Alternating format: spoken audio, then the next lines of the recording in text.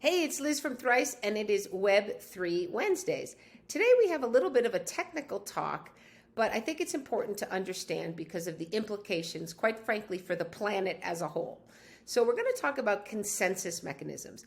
And all cryptocurrencies use a consensus mechanism, which is essentially a way to authenticate a transaction and ensure the security of the underlying blockchain. And the primary consensus mechanisms today are called proof of work and proof of stake. And Bitcoin and Ethereum both use proof of work today. These are essentially like races. Imagine that millions of people are trying to solve a math problem and be the first to solve it. And to do that, they compile many servers, and they're running tons of programs all the time, which uses a huge amount of energy. And whoever wins the race and solves the problem first gets the opportunity to write a block to the blockchain for whatever that transaction is. Maybe it was the sale of a Bitcoin from wallet A to wallet B. They get a reward for winning that race, which is what we call gas fees. And you can think of as like a transaction fee.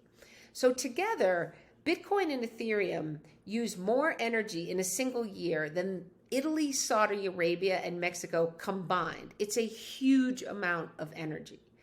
However, Ethereum recently announced that in September, they're making a move to proof of stake, which is going to be 99.95% more efficient. That is incredible. And the reason it's so much more efficient is because it's moving from a race to essentially a lottery.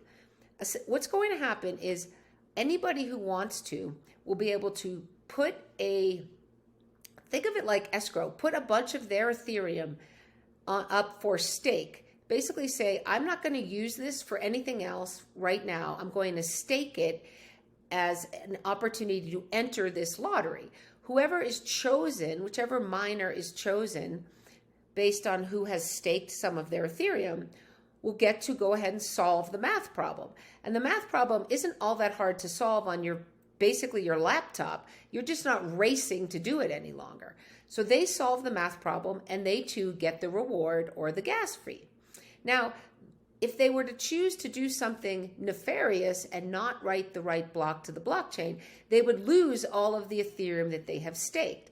And the amount they stake is far higher than the amount that they're going to win. So for example, if you put $100,000 in escrow, you're not going to risk it for $10 or $100 of a reward. You're going to make sure you do what you're supposed to do and you get that $100,000 back.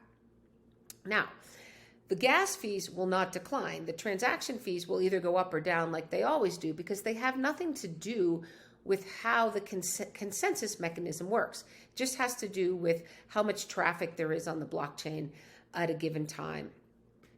So Ethereum is moving to proof of stake, and sometimes people call it Ethereum 2.0. And the energy from the transaction is going to basically go from thinking of powering an entire building and all the energy that takes to simply turning a screw. It's an incredible reduction of energy. So why haven't they done this sooner? Seems like, hey, if you can just do it, then why not? Well, it's pretty complicated. And in the blockchain world, there's something called the impossible triangle, where you're trying to maximize speed, security, and keep things decentralized.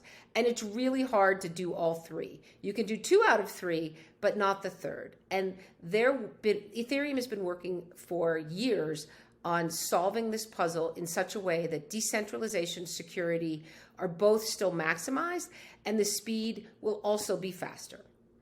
So we'll talk a little bit more about that next week. But if you've seen over the last week or so, or excuse me, the last month or so, how much Ethereum has gone up in value, it probably has a bunch to do with this Ethereum 2.0 and moving to proof of stake. Thanks so much, and we'll see you next week.